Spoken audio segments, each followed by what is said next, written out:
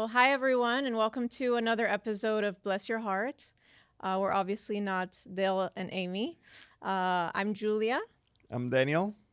and we're here to present this week's episode. So thank you guys so much for having us.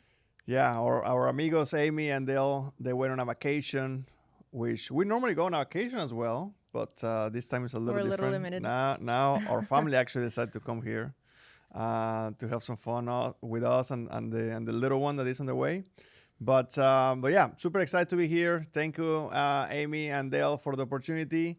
And the drink of the week, High Rock Arita, which actually is a pretty good drink because that's the drink that we had when we did our toast here in this floor in the race shop after the Mexico win. So that was a good one. Cheers to that. Salud. Salute. Mine is a mocktail because I can't drink. The mine has a little kicked. Not much, but a little kicked. It's good. Yeah, It's good. I like it. And don't forget to visit highrockvodka.com to find a bottle near you. Please remember to drink responsibly. You must be 21 and over and preferably not pregnant. I feel like I do need a drink with everyone that's at the house right now, and we have more family arriving later today. My family arrived yesterday, and Daniel's family arrives Today. today. So it's going to be packed house. Your friends? You have friends coming I from have all over the world? friends flying over because actually we have our baby shower is on Saturday, so we have a lot of people coming over from Mexico. My family came from Brazil. I have friends coming over from Europe, so I think it's more of an excuse to get everyone together because it's been a while since we've seen some of these people, at least friends-wise and stuff, and haven't gotten this crowd together. You know, I was thinking about this. I cannot remember the last time that we had an off week from racing and I actually just stay here. Normally we go to Mexico, to Brazil.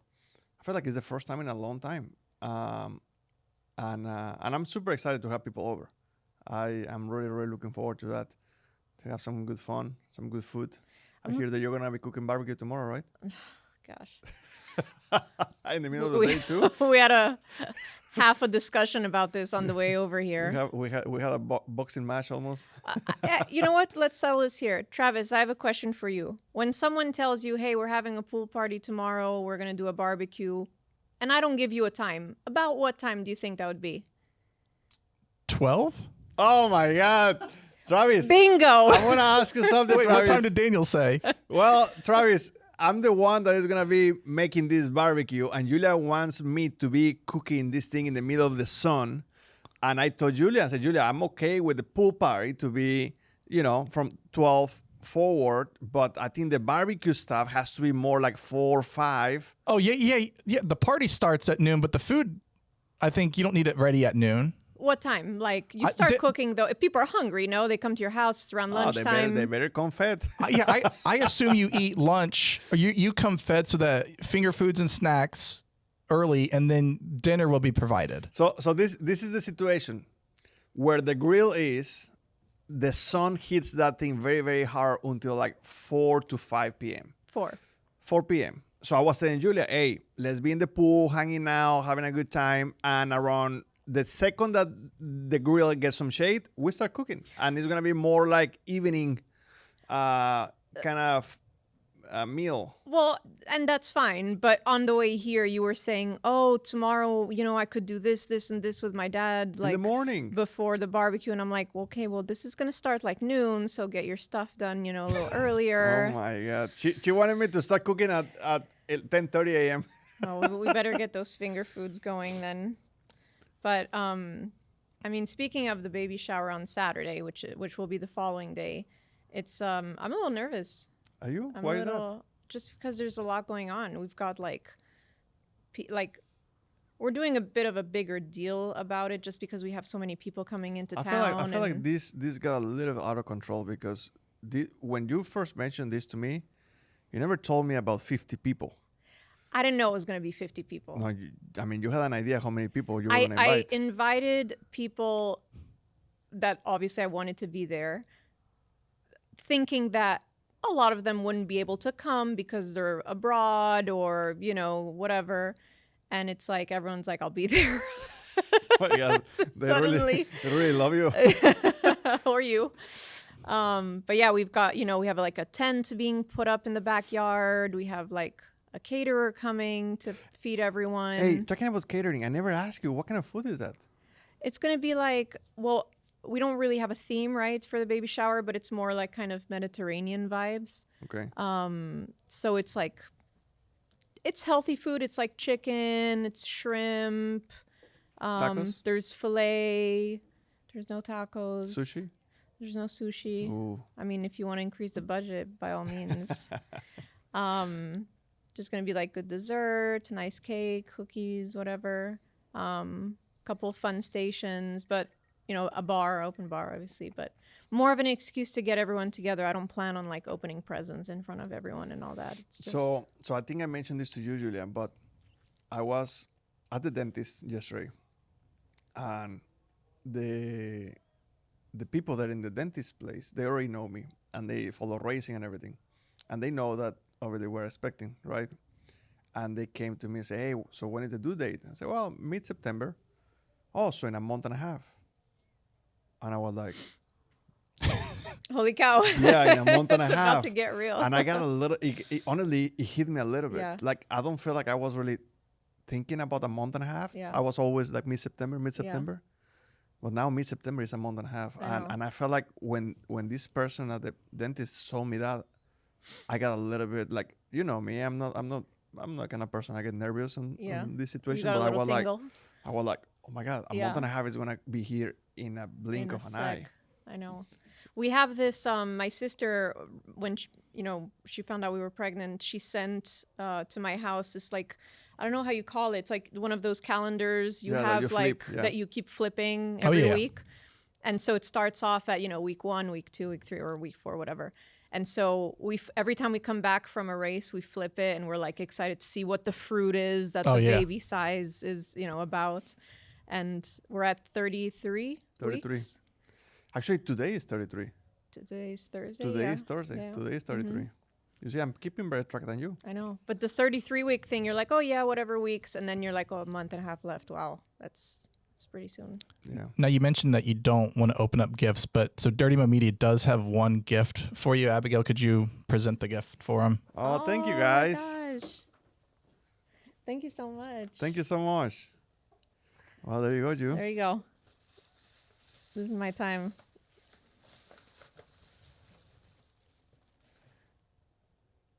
Oh, that's so cute. See that?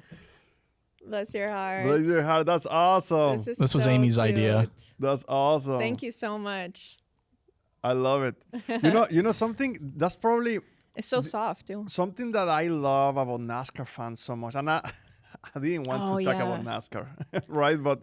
But something that I really love about NASCAR fans is that every single week we get at least a fan or two that they bring to the racetrack something baby related, just like this, and it feels so good, that people is actually engaged, people actually care, and people is following up, the journey. I mean, most of the baby clothes that we've been given were from fans. Yeah. Most of the time at the merch hauler when we go, and like they'll personalize it with the Suárez or the 7, or there's one that's so funny.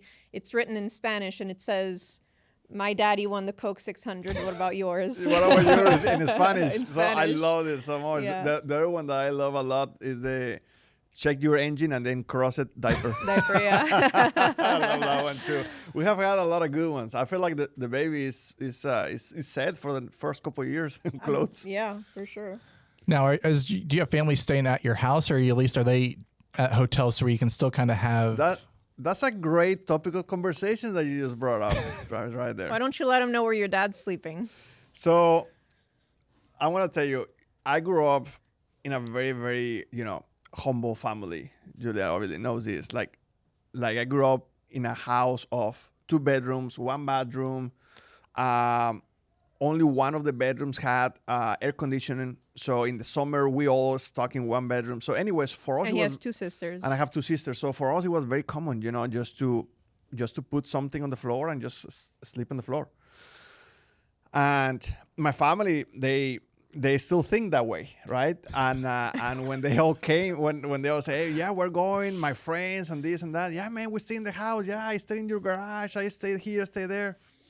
And if it were up to Daniel, he would put mattresses just Yeah, across the entire- house, and everyone It's would like a just sleep frat there. house. Yeah. yeah, like one of those kids that do sleepovers and you have all the kids in the living room. I would do that. But anyway, so Julia really didn't allow me to do that. But we had my mom and my dad. They're split, so I didn't have a room for my dad. We have the baby room, but Julia didn't want to use that room, which I totally understand. So I said, my dad, hey, Dad, I'm gonna buy you a hotel. I'm gonna get you a hotel close to a house for a few nights. And he was not happy And with he that. was like, man, but I would love to stay there with you guys, hang out. What about if I just stay there, with your sisters? They won't care and stuff. And I said, no. Julia's gonna kill me, man. And then he knows, I have a decent car collection, and one of the cars I have is one of those buses that are like campers to go to the mountains and things, and it becomes a bed. Julia and I, we've been camping several times. We go to the mountains here in North Carolina, and we have our bed or little fridge or everything there. And my dad said, hey, what about if I just stay in the bus?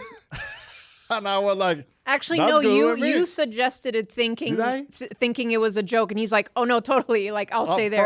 Probably. It was something So along he's those gonna be lines. I sleeping think in I the said as a garage in joke, the like, yeah, bus. man, maybe you can stay in the bus instead. Ha, ha, ha. Oh, man, I actually prefer that. And then I went to Julia and said, hey, I guess Dad is staying in the bus. And by the way, He this is wasn't not happy. it's not a crummy garage. Like, it's a very nice garage. It's got his Volkswagens and stuff. Like, he'll be AC, like Oh, yeah. he's It's taken nice. care of. Nice. It's nice. Yeah. But he doesn't have a shower. I think he's No, gonna come he'll to shower in the I think he's house. gonna come to our shower. To our shower. You can just jump in the pool. Yeah, Or you he can can do that just jump in the too. pool. He can do that too. Yeah. So yeah, that was interesting. But yeah, besides, I mean, we have that, my dad, mom, both sisters, and My then you have mom, your mom, my brother, his wife, daughter. baby, and I Full have a house. bunch of friends that are coming as well. That kind of like we grew up together. Some of these guys, some of these friends that I have known them for 20 years, and they were like, "Man, we just stay in your house. No, we find room." And I'm like, "Hey, man, Julia's gonna kill me." It's just no space. I mean, Well, I think at a certain point, it's like the sleepover kind of stay in. Like once you're like past mid-20s, it's like, all right, hotels are like you're not sharing beds. Like you want to just have your own space. And totally.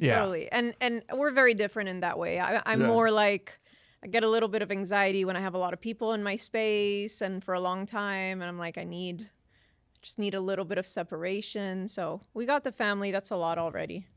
I could have used a shot of Yeah, vodka actually, in this. I want to give you an example. Before Julia and I were dating, or more than that, one time my mom, my dad, both my sisters came to visit me to one of the races. I can't remember what race. And they just wanted to spend time with me. So we all stay in the motorhome. So not long ago, like 2 years ago or something, my dad was coming and then he said, "Hey man, I just stay there with you, man." And I said, "Man, things have changed." Julia is not into those kind of things.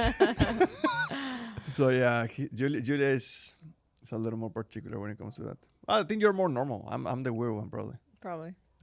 What is life on the road in living out a motorhome like? We actually only take the motorhome to about a third of the races. So when we do, it's nice because we get to bring our cats. Well, we used to bring our cats. But we bring Emma, our dog. So it's nice to have the motorhome in that sense. That's about to change. But I actually enjoy staying at hotels, and we've talked about that before. Like, obviously if like the race gets rained out or it's like a really long day at the track, it's nice to have the motorhome. But I really don't mind staying at hotels just because it gives you an opportunity to spend more time with the team, and it's like, oh, were you guys going out for dinner tonight? Yeah. And spending time together. I would say that's the biggest thing, that I felt like when we're staying in the hotels, which it happens half of the time, I'm always out, with the team, having dinner with them and things like that. When we stay in the motorhome, most of the time we just cook, right? Yeah. We kind of stay there, which is nice. You get more rest, but also I felt sometimes a little antisocial. Yeah. You feel like you're just Yeah, you're in little your hermit in the little cave, motorhome. yeah.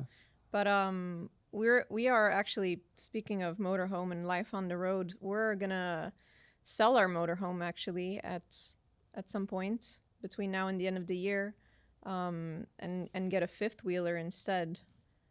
With 2 bedrooms. With 2 bedrooms. So it actually has like the garage bit in the back that you could put the golf cart in. But when the golf cart's out, then it becomes a bedroom and it's got its own bathroom and stuff. And so we did that thinking of like life on the road with a baby. Yeah. And the baby to have its own like room, and especially just The baby by himself? Well, no, I mean to BD, right? Like obviously I would go and stuff, but You're gonna leave that thing there. lock it up. No. I mean, all of this thinking of the last thing I want is a Saturday night and the kids crying all night and you don't have a good night's sleep, and then, you have a race the next day. That makes me a little nervous. So, I mean, granted, this is all going to happen probably starting next year at Daytona, when the kid will be already, like 5 months old. So Yeah. you'd hope that by then there's some sleep pattern that's already kind of formed. It should be. A question that I get all the time, Julia, that I'm actually very impressed of how you've been doing through your pregnancy so far. Like people ask me all the time, hey, like she was craving a lot of things. She was very needy. She was doing this. She was doing that, whatever. Yeah. And I felt like besides the first trimester that you was really tired. You were tired, yes, but you were like, oh, I don't want anything. I can eat. And then you saw my food and you wanted my food. Yeah. I remember that happened a couple times. I was asking you, hey, I'm going to go pick up some food. Do you want something? No. Are you sure? No. Yeah. I was getting with the food and you wanted the food. Well, Besides that, I feel like everything is being completely normal. Obviously, it's our first pregnancy, right? Like you haven't spent that much time with anyone pregnant, and this is my first time being pregnant. But like you said, it's been such a smooth, knock on wood, such a smooth pregnancy. Like I have nothing to complain about. Like obviously first trimester, I was very tired. That was like the biggest thing. I was just, like taking 3-hour naps during the day like it was nobody's business, and still being able to fall asleep like 8:30 at night. Nausea, like very little. Like I never actually threw up. No, never. It was just like a few days. I was like, nah, I don't really feel like eating anything. And then like you'd show up with something and be like, oh yeah, I could eat that. And I would like eat your plate. And then I used to get a little upset. You were very patient. But no, like, thank goodness. It's been super, super smooth. Like, even now that I'm in the third trimester, I'm a little bit more tired, but like, I'm good to go. I mean, I'm out there doing track walks with you. San Diego, we walked like 3.5 miles at 7 a.m. I was there. I walked that track. I was like, I'm halfway through and I'm like, I'm spent. Yeah. Yeah. That's it. It was a long one. Thank God it was good weather. It wasn't that hot, but knock on but wood. it's been a lot of fun. I have really enjoyed. Yeah, as soon as we get this one out, we start that second one. Absolutely not. Absolutely Why not? I'm ready. People always used to ask us, do you want 2 or 3 kids? And we're like, 4? Maybe. No, never 4. 3. We're like, maybe 3, maybe 2. Now that I see what this is like, and I mean, again, it was a smooth pregnancy, but still, I feel like 2 is good. Yeah, I think so too. Especially because I have learned with your brother and with a couple of friends that have kids that it's just a lot of work. It's a lot of work. It's a lot of work. So, so we have to talk about the story of the old lady that came to my appearance. That she was, how old she was? Maybe like 92 something. 92, and we're talking about Julia being pregnant. Oh, your first kid, super excited. I mean, 92-year-old, super sharp lady, super sharp. And she asked Julia, oh, how many kids do you want? I said, well, maybe 2. And I say, I want 3. And then she goes, I had 12. Jesus. Oh my God, man. And I mentioned to Julia, and I'm like, here we are struggling with 2 or 3, maybe 2 most likely, and trying to educate ourselves how we're gonna keep this thing alive, and this and that, and the doula and the niner and all these different things.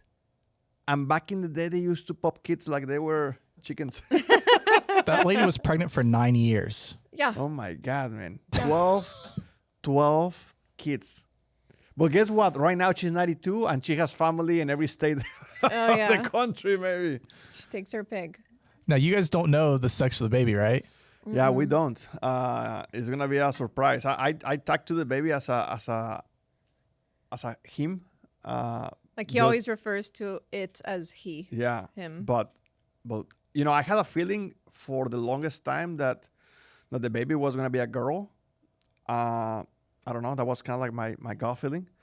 And in the last 2 months, I don't know. I changed my mind. Now I feel like it's a boy. Maybe this doesn't make sense at all, but that baby moves unbelievable amount. And I just think, I think it's a boy. I think it's a little crazy like me, so I think it's a boy. I have no idea what it is. And everyone always asks me, what's the mother intuition? Have you dreamt about it? And I'm like, Nada. no, nothing has come through. I've had no premonition. I've had actually 0 dreams of being pregnant or having a kid, nothing. So I couldn't even tell you. And all the tales of, are you craving X or Y, or are you carrying high or low? Yeah, is your belly pointy or round? Like, it's all like such mixed signals that we'll see. We'll find out soon enough. I would love to understand or to see a pointy belly, because people say that a lot. Oh, do you have a pointy belly or you have a round belly? And I'm like, I have never seen a pointy belly. As far as I know, every pregnant person is round. A round belly, yeah. That's a good point. So what's it been like, though? You mentioned the cravings and you mentioned the mocktail. What's like the first drink that you're gonna have when you can be like, all right, are you gonna go wine, tequila? I probably miss a good margarita, to be honest. I think a good margarita would be it. We used to have a thing that Julia and I, we love sushi. We eat sushi super, super often. And when the pregnancy started, obviously she stopped sushi, and I tried to stop sushi as much as possible just to be loyal partner. But then eventually I quit. No, he gets on the way home, but when you don't know. And eventually I said, you know what, Julia, you're on this thing on your own. And I just went and I just had my sushi. So talking about sushi, Julia's brother birthday was a few days ago, and he just arrived yesterday. And I mean, you can talk about it, but you decided to do like a nice dinner. Yeah, it's hard to get something or a present for someone that I feel like has everything. And so we wanted to do something nice for him. So we had this sushi chef come over to the house. Chef Tony. Super good. He Great has guy. done it already a few times. He comes to a house and he does the whole thing. And he brings a friend of his, and they spend 2.5 hours like prepping and do like a whole 8-course omakase dinner. And yeah, it was just us. It was Daniel, myself, my mom, my brother, his wife, and it was great. It was amazing. It was amazing because you just get like a little bit of everything. It's amazing, and the food is amazing, and you get to try a lot of different fish. You're in the comfort of your own home. Yeah, and it's super nice, super nice. I enjoy that a lot. It's a very good experience. We don't do it very often, but it's like a nice treat. Yeah. For like special occasions. I mean, we have done it. This maybe was like the third time. The third time in 2 years. Mm-hmm. So yeah. The thing with sushi, like, you can, to your point, you can try different kinds. If you go to a restaurant and order like a burger or whatever, you're just gonna get the burger. And like sushi, you can try this one, try that one. You get a little bit of everything, which I think is nice. Yeah. I've actually when you say your brother, you're talking about Nelson. Yeah. Mm-hmm. I've actually partied with Nelson once. I'm not shocked. In Ohio. In Ohio? Years ago, he dated a friend of mine, and so he went to a wedding, and he got spotted by one person that recognized him, but the fan did not believe him to the point that he asked Nelson to pull out his ID to prove that he was Nelson. Oh my gosh, so funny, man. that's so funny. Yeah. It's so funny that you have partied with that guy, because that guy, I want to tell you a story right now. I was just gonna tell you I want to tell you a story. So we go back 15 years ago, 2011. here you have this Mexican kid coming from Mexico, broke as hell, can't speak English. I don't know anyone. I just came driving my Beetle all the way from Mexico to here. And, well, I can't even make friends, right? Because I can't communicate to anyone. So the only guy that was here in NASCAR that spoke Spanish was Nelson. And his roommate actually as well, which he is also Brazilian, Carlos Giaconelli. So I became friends with him. And then we started talking, and then I started to realize that they were partying almost every single weekend, because Nelson was racing in the truck series. So those trucks races are Friday, Saturday. So after the races, they used to party all the time. And I'm like, man, this is the life. Racing, partying. That's actually how I met Julia back in 2012. At the time, I couldn't speak English and she couldn't speak Spanish, so there were only kisses, right? No, there were no kisses. Hand gestures. But yeah, that's actually how I met Nelson. He was my only friend, one of the two friends I had here, because I didn't have an option. He was the only guy I could talk to. So, and then Julia came a little bit after that. Actually, the story I was thinking of was a few years ago, when Nelson came to stay at our old house. Do you remember? You were at Track House, and then you took him to Track House just to like see the shop. And then like one of the guys or two of the guys recognized him. I think it was Pharaoh or something. Yeah, Pharaoh, yeah. And he's like, "Hey, Nelson, what's up? This and that." And they dab up and all that. And you're like, "Oh, did you guys used to work together?" He's like, "No, we partied in Birkdale together." Yeah. So it's so funny how I think Nelson knows more people from the party than from racing. Yeah, we were at a wedding, and then we were going to go out afterwards, and he had bought drinks the night before, so we went to this club, and so I'm like, "Hey, what do you want to drink? Let me get around," because I felt bad. And I'm starting to walk away, and he like grabs my arm, and I already knew what was going to happen. He's like, "Hold on a second here," and ushers somebody over, and then all of a sudden we're getting walked over to a little booth area and a giant bottle of vodka, and the night went on. Yeah, it's a good time with Nelson. It always is. He's a character, man. He's a character. So another funny story. When Nelson and I, we became friends here, and then he left, but we always stay in touch. And something that I have loved to do since 2015 is to go race in Brazil at the end of the year in December, an endurance go-kart race. And it's a super important, popular race in Brazil. A lot of the big Brazilian drivers normally do this race, and it's a big deal. At the same time, it's like a whole weekend deal. It's a 12-hour race. So you have practice, qualifying, and all these different things. You start practicing like on Thursday. So anyway, there is a big party as well. Like everyone is partying. And I used to party a lot with Nelson. I'm not a party person. I'm the kind of person that I don't even drink alcohol. You just like to be with friends. I like to be with friends, but I'm not like You like to socialize, but you don't get drunk. Exactly. Yeah. I like to socialize. I like to go out, but I'm not gonna be the guy that say, "Hey, let's go to a bar and the vodka," like Nelson. Like I'm not like Nelson. And anyway, I used to party a lot with Nelson. That time in Brazil, that was kind of like my weekend that I used to party a lot with my friends over there. And Nelson was part of those groups. So years went by. I started doing that in 2015 and 16, and every year. And then this was in like December of every year. This is in December of every, like after the season is over. And in 2018, 19, Julia and I, we started dating. And when Nelson found out that we started dating, he had a talk with me. Then he was a party boy. He said, "You have to be careful." You have to be careful because he only knew the Daniel of the party in Brazil. And I said, "Nelson, you didn't even know. You are the party boy." Yeah, he was looking after me. And actually, so we started dating beginning of 2019, and then come beginning of 2020, we had decided that I was going to move to North Carolina. I was going to move in with Daniel. And Nelson found out, and he called up Daniel, and they had like a talk. He was like, "Look," because he was worried, right? He was worried that I was going to move to North Carolina, like quit my job, quit my apartment in Miami. I was living at the time. And then what if we didn't work out? You know what I mean? Then what do I do? I'm stuck in North Carolina. So he called Daniel and had a talk with him and was like kind of putting a little bit of pressure, right? He said, he said, man, He's your brother. yeah. Yeah. He was like, you know, if you really like her, you should put a ring on it. And I said, we want money. No. Are you going to sponsor it? No, you were like, I will put a ring on it when I'm ready to, right?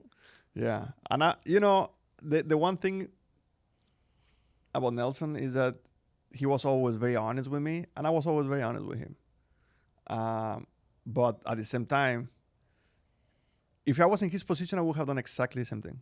Probably even more, actually. Yeah. I think. I think so too. But the thing is that he knew a version of myself that wasn't the norm, When I was going to Brazil, it was one of those races that it was pure fun. That's it. Yeah. Party, this, and race, and but yeah, I'm pretty sure that right now we talk about those times and go back, and he was like, "Hey, you were not lying." Yeah. Well, and I think back to when you called him and asked him to be one of your Best men, yeah. Well, you have one of your groomsmen. Groomsmen, yeah. And he was like actually so emotional when you asked him on the phone. He was like, "Oh my God, I was not expecting this." So he was very really emotional. nice. Yeah. So when did you know that you wanted to put a ring on it? How long after, like from first date to when you're like, this is the one? It's so funny because I have known Julia for a very long time, right? 2012. But around 2018, I was hoping to find a girl that had nothing to do with racing, that didn't care about racing, that had nothing to do with racing. You know how it is. You never know. You never know why. Who's in it for what? Who is in it for what? So I was hoping to find somebody that didn't even know anything about me or racing. Yeah. So, and it's crazy how life works because I ended up with completely the opposite of what I had in my mind. She loves racing more than me.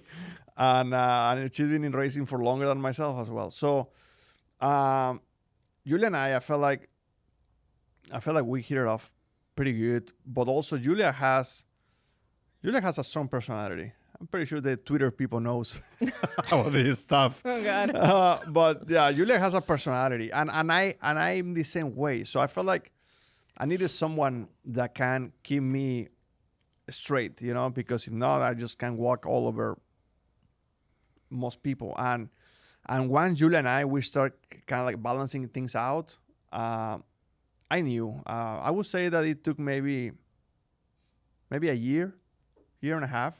And I knew that she was the one. But I didn't propose until how many years? I think we were together for like 4? Almost 4. Yeah, almost 4. So I knew that she was the one, but I needed to wait for the right time, you know, because you know how it is, there's just a lot of things. We always, it's not like we never talked about it, right? We talked about it, and we always had an understanding that we're in no rush. Like I always told you, I'm in no rush. You always said you were in no rush. Like the last thing I wanted to do was for someone to feel pressured into, proposing. Yeah. Like that's the last thing I wanted. So, and truly, like some girls, they grow up and like they dream of like getting married, and it's like this big thing. And like, yeah, I'd love to get married one day, but it wasn't like, the top of my priority list. Like I knew that I loved you so much and I wanted to be with you. And I was so secure in our relationship that I didn't need anything further to make it, official or whatever. Like we had a great thing going, and it was nice because when you did propose, I had no idea, and it was such a huge shock. And I wish, I would hope that most engagements are like that, when like you really don't expect it. And that's like the best way to have it. I'm glad you enjoyed it because it was tough for me. I know that's a story for a whole other podcast. the next time you get asked to fill in, you can share that one. Yeah. So you guys have had a lot of stuff going on this year, obviously in personal life, but also with racing. Like Daniel, in a new team, and then you win the 600. What was it like to get that victory? Especially like you want to win anyways, but with a new team, I'm assuming there's a little more pressure to prove that, like, to the team, like you got the right guy. So what was it like for both of you to get that victory? Yeah, it was definitely very special. the team did an amazing job since the beginning. You know, we really hit the ground running with the Spire Motorsports, and I mean, first race of the year in the class. We made the class. We finished top 5. Like the guys, for me, the highlight of the class was to see the faces of the mechanics. Like they were like, "Oh my God, now like we are competitive," and that gave me so much fuel. You know, just to keep pushing and to keep making the team better and better and better. And already, you know, we've been very strong for a while now. And in the Coke 600, you know, every race, like you mentioned, every race is special. The Coca-Cola 600 to me is one of the most special races of the year. I always have family here for that race because they stay at the house. And then obviously everything that happened with Cal, that it made that race very emotional and very meaningful, and being able to win that one for the team and for Cal and for all the people involved, it was super special. But I would say that with Spire Motorsports, you know, every time that you start a new relationship with someone or with a team or with anything, a new job, you hope for the best and you work towards the best, but you never really know how things are going to go. And with Spire Motorsports, things have gone extremely well. Obviously, we want to win more races, right? We have won only one, and we want to win more. And we always have things to improve, and we're always working towards that. But I would say that we have really changed the perspective of the 7 team. Right now, we go to a racetrack and we finish 13, 12, and we're a little bit disappointed. And that's a good thing. That's a great thing. You know, if you were telling me that in the beginning of the year, that's a great thing. And I mentioned this to my team in January. I said, guys, I want to be so competitive in the consistent basis that when other people see us in the front, they're not surprised anymore. That we're not a headlight anymore. It's normal. And I believe that we have done, in a way, we have done a little bit of that. We're not quite there fully, but we are there, I would say 90% of the time. So I'm very proud of what we have been able to do so far, but I'm pretty sure that the best, we haven't seen the best of Spire Motorsports just yet. Julia, what was that night like? Because you got the weather coming and those late restarts, and it was, what's it like for the spouse to be, I assume you were on the pit box. Mm-hmm. What's that like to be there and emotions going through? Well, it was a roller coaster of a race because if you remember, we'd spent most of the race a lap or 2 down because there's all these tire issues. We had some tire issues. Thought there was a tire coming apart, and sure enough it was, but then it still wasn't right. So and just kind of felt like we kept putting ourselves in a bit of a hole. But the car was fast. The car was fast really the entire fast. Time. Actually, it's so funny. Do you remember this? After practice on Saturday, was it qualifying that got rained out? Qualifying was rained out. Yeah. So after practice on Saturday, we were driving home, and you said to me, you know, it's crazy. I told you, I have the same. The car feels like it did back when you had that really fast car in 2022 at the Coke 600, where during the race, I mean, he was right up front, and then there was these big screw ups on pit roads, and he'd have to come from the back of the field to the front. I passed like 100 cars over there. Like twice, and we're on the way home, and you said, my car feels like that. Like it feels like that car. Yeah, like it felt. Sometimes as a driver, you have a feel that you're looking for, and after practice, I remember saying, I have goosebumps. Yeah. I remember saying to her, the feel of the car is right. Like the car is good. Yeah. We're gonna be good. And then we had a lot of issues in the race that we have to overcome. Yeah, but I remember. So and then I made that comment. You said, or you said, it feels like the same car, and I said, I mean that's. It's long overdue for you to win this race. And then you're like, we're going to let's go win that race. Yeah. And actually I can't remember if it was Friday night, it was probably the night before, this good friend of ours, Dave, who's the president of Auto Club Speedway, he was in Charlotte for the race, and he came over to our house, and we were joking, and Daniel was saying, I'm trying to find the spot of where I'm going to put the Coke fridge that same weekend. Because I have to mention this. I love classic cars. I love vintage things. I love all this kind of stuff. And I've been part of the Coca-Cola racing family for 10 years now. And to me, one of the coolest trophies. It's like the best. Part of the trophies that we have in NASCAR is the vintage vending machine. Yeah. I love that thing so much. And I mean, I love it so much. I have to tell this story now that, I've been wanting one of those things for so long. And now that I have mine, I became friends with the person that restored it in Atlanta, Georgia. And I called him and I was, setting it up in my house, connecting and everything. Troubleshooting. His name is Terry. And he was like, I had him on the phone and he said, Daniel, you're the first driver ever that calls me so interested about all these different things about the vintage machine. So I just love this thing. So for me to have this one in my garage, is super, super special. Yeah. But yeah, going back to the night, like it was an up and down race. And then, you come out of that pit stop on 2 tires at the front of the field. And then it's like, oh my gosh, like what just happened, and then you have the weather and then the restarts. And, it's one thing to win a race, for example, your first race in Sonoma.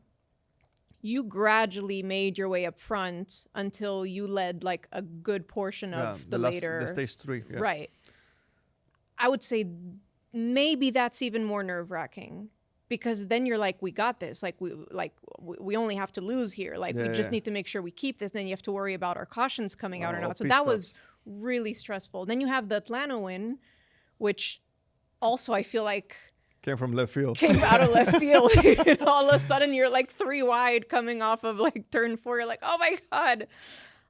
And then this one was kind of like a mix of the two. I mean, you found yourself up front at the end, but then you had to like do all those restarts and keep yourself there. So and it's so funny. Like every single win has a different feel to it, but the Mexican win, that's not a Cup Series, but it's on that level. It's on that level because winning in front of all these people. My first win already here for Junior Motorsports. That was probably like one of the most emotional That was wins. probably one of the most special wins of my career. I mean, we'd been talking about the Mexico race weekend for how long? For years.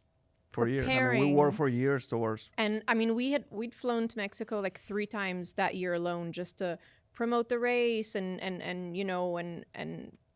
meet with sponsors and do all kinds of stuff. And so like to finally arrive in Mexico and it's like, this is it. And like, it's your country and you're the only, Mexican driver racing and all eyes are on you and you have so many responsibilities and everyone wants a piece of you in the weekend. And I'm like, all I want to do is like make sure that you're good and you get your sleep and you're not like worn down by the time you have to get in a race car. Yeah. It was insane. Did you feel a lot of pressure? Yeah, I feel a lot of pressure, but I feel like I handle pressure fairly well. I have had pressure for a long time in my life. I didn't know if that was a different kind of pressure. It was, but I actually did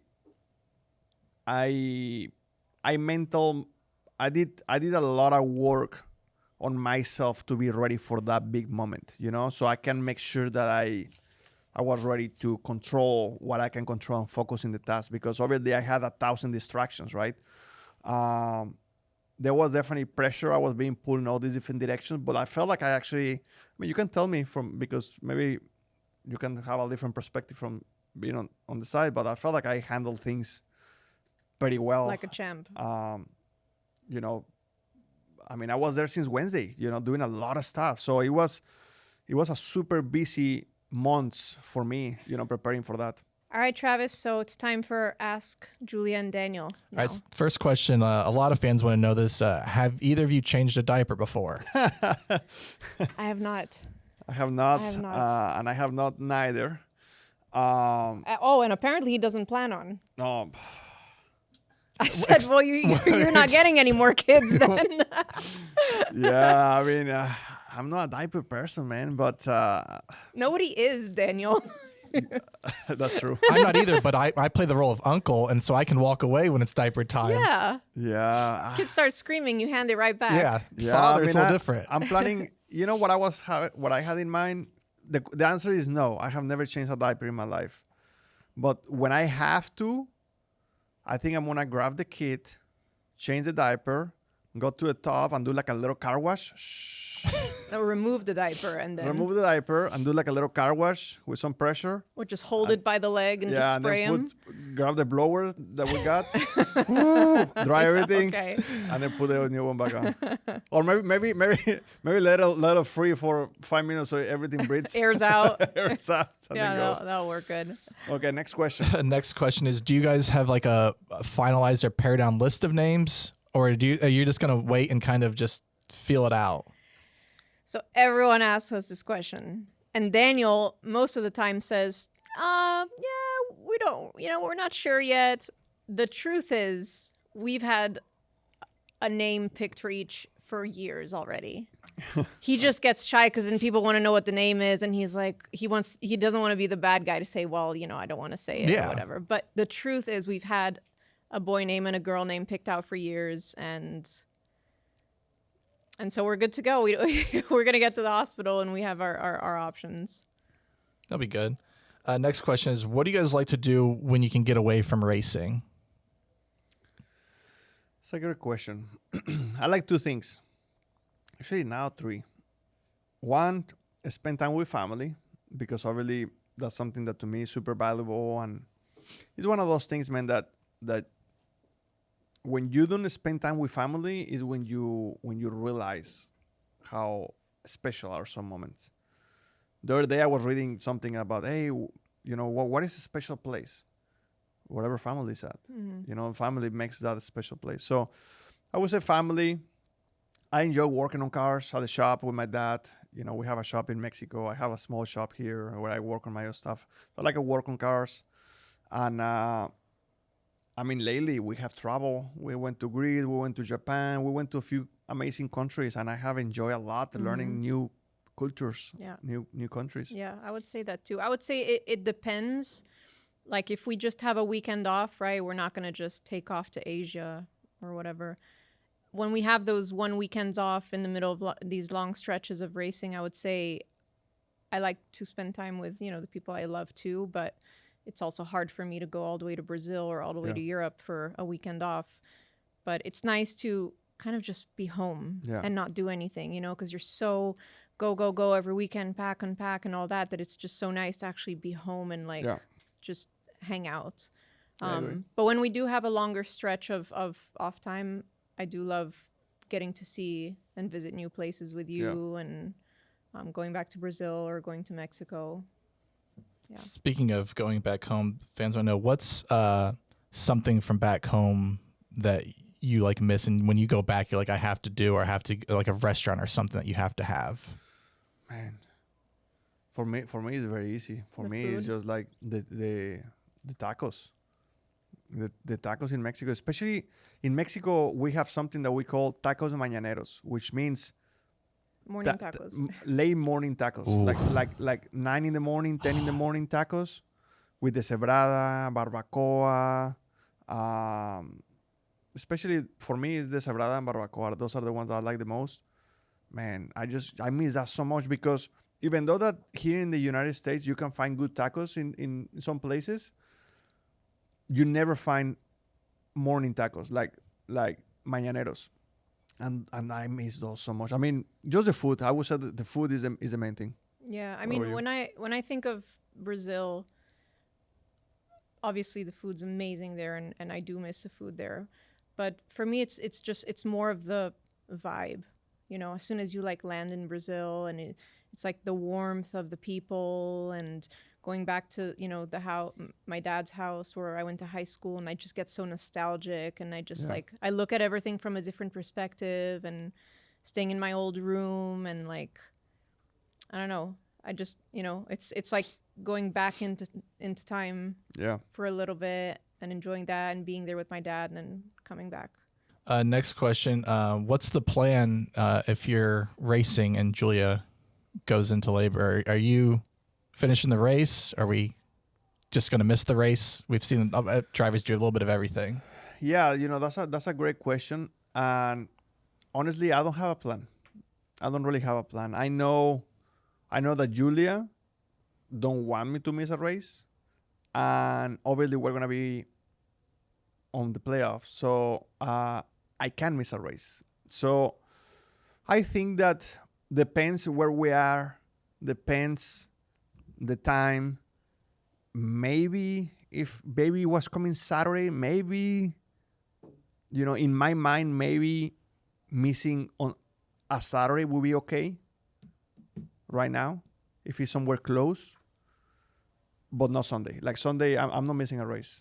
I just can't, being in the playoffs, being so competitive with the team, and we have just so many great things that we're building that I just can't, if this was the previous format of NASCAR, See you later.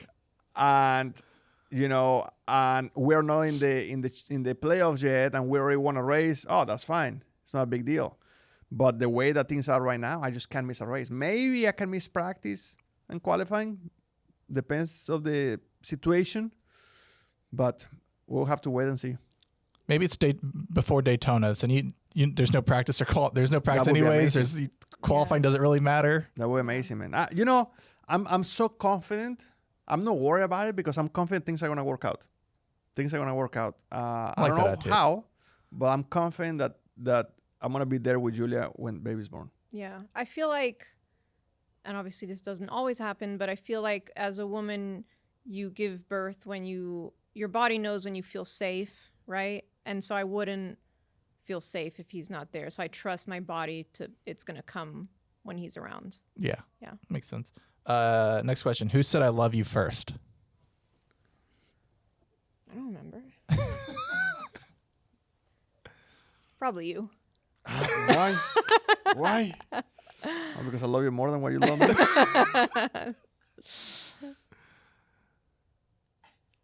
I don't remember who said first that didn't want to kiss anymore or didn't want to talk anymore. Oh God. Julia thinks I talk too much. He does. I was trying to be He's sweet. long-winded. But she wanted kisses.